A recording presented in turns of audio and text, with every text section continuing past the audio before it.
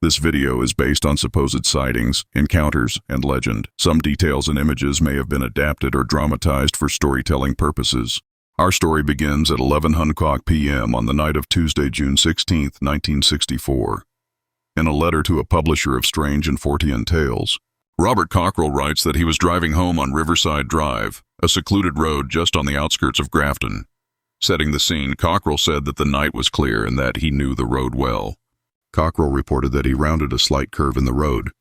As I glanced up, my high beams picked up a huge white obstruction on the right side of the road, standing between the road and the riverbank on a cleared-off section of grass.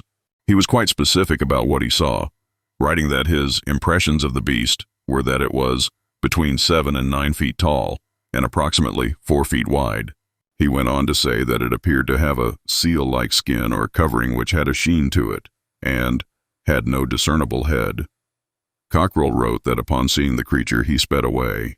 He continued, "Although I was genuinely tempted to go home and lock the doors, it is my business as a reporter to investigate a story and find out the truth."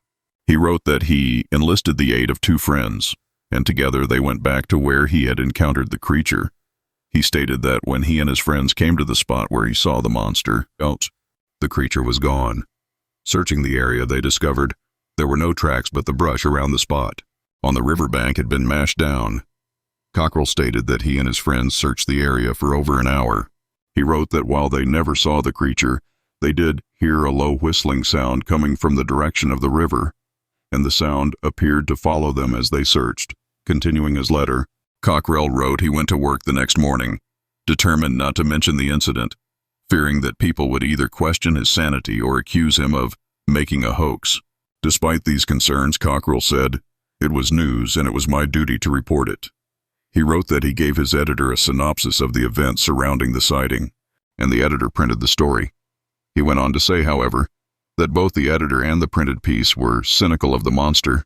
In his correspondence, Cockrell stated that state, county, and local police were notified of the monster and made a short routine investigation revealing nothing.